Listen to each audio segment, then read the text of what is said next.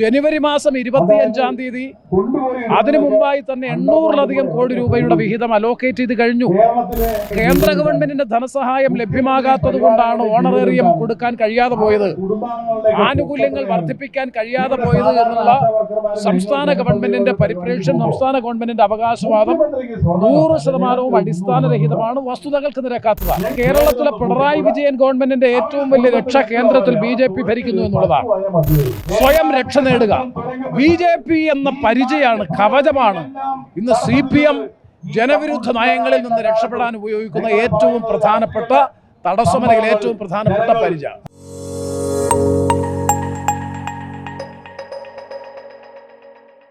നമസ്കാരം. ആശാവർക്കർമാരുടെ സമരം 24-ാം ദിവസവും അതിശക്തമായി തുടരുന്ന സാഹചര്യത്തിൽ സംസ്ഥാന സർക്കാരിനെ പഴിചാരിക്കൊണ്ട് കേന്ദ്രവും, കേന്ദ്രത്തെ പഴിചാരിക്കൊണ്ട് സംസ്ഥാനവും രംഗത്ത് വന്നുകൊണ്ടിരിക്കുകയാണ്. ഈ ഒരു സാഹചര്യത്തിൽ ആരുടെ ഭാഗത്താണ് വീഴ്ച സംഭവിച്ചത് എന്നുള്ള ചോദ്യം പൊതുസമൂഹത്തിൽ നിന്നും നിരന്തരം ഉയർന്നു വന്നുകൊണ്ടിരിക്കുകയാണ്. ഈ ഒരു സാഹചര്യത്തിൽ RSP നേതാവും അതുകൂടാതെ MP-യുമായ NK പ്രേമചന്ദ്രൻ ഇപ്പോൾ മറുനാടിനോട് പ്രതികരിക്കുകയാണ്. സാർ, ഇക്കഴിഞ്ഞ ദിവസം ആരോഗ്യമന്ത്രിയുമായി, കേന്ദ്ര ആരോഗ്യമന്ത്രിയുമായി സുരേഷ് ഗോപി കൂടിക്കാഴ്ച നടത്തിയതിനു ശേഷം ഒരു വിശദീകരണ കുറിപ്പ് പുറത്തു വന്നിരുന്നു. അതായത് ഈ കോ ബ്രാൻഡിങ്ങിൽ കേരളം എടുത്ത ശക്തമായ നിലപാട്, അതിനുശേഷം ഈ ഒരു ഫണ്ട് കേന്ദ്രത്തിന്റെ വീതം, അതായത് 2023-24 ഫണ്ടിൽ ലാപ്സ് വരികയും അതിനുശേഷമാണ് ഇത്തരത്തിലൊരു പ്രതിസന്ധി ഉണ്ടായത് എന്നും അത് കേരളത്തിന്റെ പ്രശ്നമാണ് എന്നും ഉള്ള ഒരു രീതിയിലാണ് ആ വിവരണത്തിൽ പറയുന്നത്. എന്താണ് താങ്കളുടെ ഒരു ഈ കാര്യത്തിൽ വളരെ പ്രധാനപ്പെട്ട പ്രശ്നം? ഞാൻ ഫെബ്രുവരി മാസത്തിൽ ലോക്സഭയിൽ ഉന്നയിച്ച ഒരു ചോദ്യത്തിന് കേന്ദ്ര ആരോഗ്യ വകുപ്പിന്റെ ചുമതലയുള്ള സഹമന്ത്രി വളരെ കൃത്യമായി മറുപടി നൽകി. 2024-25 ധനവർഷത്തേക്ക് സംസ്ഥാന സർക്കാരിന് ദേശീയ ആരോഗ്യ ദൗത്യത്തിന്റെ അടിസ്ഥാനത്തിൽ ലഭിക്കേണ്ടുന്ന 912 കോടി രൂപയിൽ ജനുവരി മാസം 25-ാം തീയതി അതിനു മുമ്പായി തന്നെ 800-ലധികം കോടി രൂപയുടെ വിഹിതം അലോക്കേറ്റ് ചെയ്ത് കഴിഞ്ഞു. പിന്നെ കേന്ദ്ര ഗവൺമെന്റിന്റെ ധനസഹായം ലഭ്യമാകാത്തത് കൊണ്ടാണ് ഓണറേറിയം കൊടുക്കാൻ കഴിയാതെ പോയത്, ആനുകൂല്യങ്ങൾ വർദ്ധിപ്പിക്കാൻ കഴിയാതെ പോയത് എന്നുള്ള സംസ്ഥാന ഗവൺമെന്റിന്റെ പരിപ്രേക്ഷ്യം, സംസ്ഥാന ഗവൺമെന്റിന്റെ അവകാശവാദം 100% അടിസ്ഥാനരഹിതമാണ്, വസ്തുതകൾക്ക് നിരക്കാത്തതാണ്.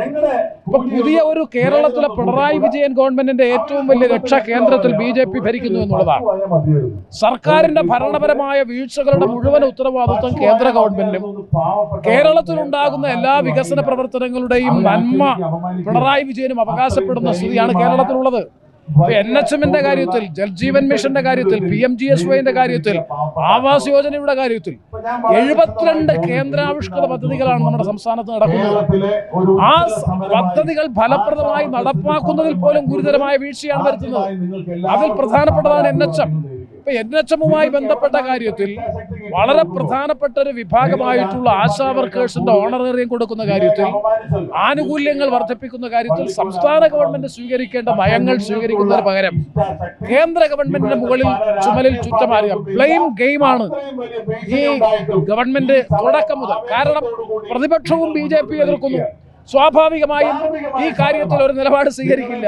അതൊരു അവസരമാക്കി മുതലെടുത്തുകൊണ്ടാണ് ഇന്ന് കേരളത്തിൽ CPM അവരിൽ നിക്ഷിപ്തമായിട്ടുള്ള ഉത്തരവാദിത്വം നിർവഹിക്കാതെ എല്ലാം കേന്ദ്രത്തിന്റെ ചുമലിൽ ചാരി രക്ഷ നേടുന്ന ഒരു സമീപനമാണ് കേന്ദ്ര ഗവൺമെന്റ്. സംസ്ഥാന ആരോഗ്യമന്ത്രി പറയുന്നത് വേണമെങ്കിൽ നമുക്ക് ഡൽഹിയിൽ പോയി സമരം ചെയ്യാം, ഞാനും കൂടെ വരാമെന്നാണ് പറഞ്ഞു. അവരാദ്യം അത് പറയേണ്ടത് CITUവിനോടും എളമരം കരീമിനോടും പറയണം.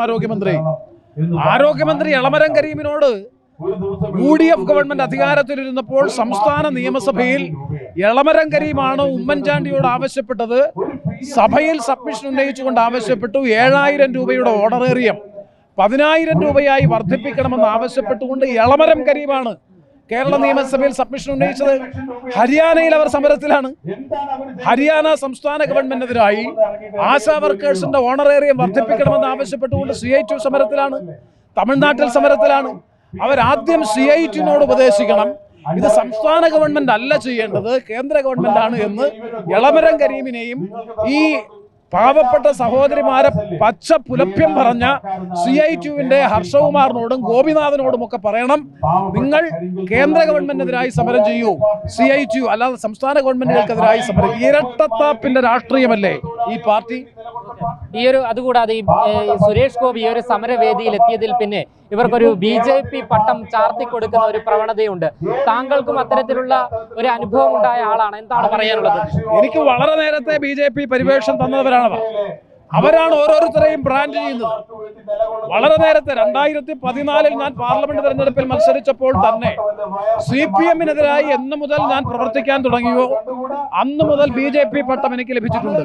അതുകൊണ്ട് എനിക്കിത് പുതുമയല്ല, അവരെ സംബന്ധിച്ചിടത്തോളം പുതുമയാണ്. CPM-നെ എതിർത്താൽ, ഗവൺമെന്റിനെ എതിർത്താൽ, വിമർശിച്ചാൽ, ഈ ആര് വിമർശിക്കുന്നുവോ, പിണറായി വിജയനെ വിമർശിക്കുന്നുവോ, അവർ മുഴുവൻ BJP-ക്കാരായി, അതാണ് ഞാൻ നേരത്തെ BJP-ക്കാരായി ചിത്രീകരിച്ച് സ്വയം രക്ഷ നേടുക. BJP എന്ന പരിചയമാണ്, കവചമാണ് ഇന്ന് CPM ജനവിരുദ്ധ നയങ്ങളിൽ നിന്ന് രക്ഷപ്പെടാൻ ഉപയോഗിക്കുന്ന ഏറ്റവും പ്രധാനപ്പെട്ട തടസ്സമല്ലെങ്കിൽ ഏറ്റവും പ്രധാനപ്പെട്ട പരിചയ.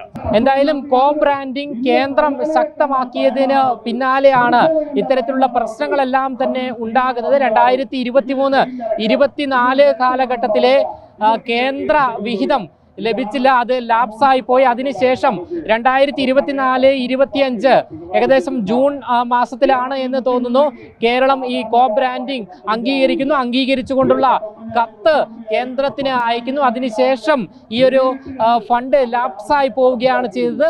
അത് കൃത്യമായി കേരളം ഇടപെട്ട് വാങ്ങിച്ച് എടുത്തില്ല എന്ന് വേണം നമുക്ക് മനസ്സിലാക്കാൻ സാധിക്കേണ്ടത്. എന്തായാലും NK പ്രേമചന്ദ്രനും നമ്മളോട് പറഞ്ഞു വെക്കുന്നത് കേരളത്തിന് ഇവിടെ വീഴ്ച പറ്റി എന്ന് തന്നെയാണ്. ക്യാമറമാൻ അഖിൽ അശോകിനൊപ്പം അമൽ രുദ്ര, മറുനാടൻ മലയാളി, തിരുവനന്തപുരം.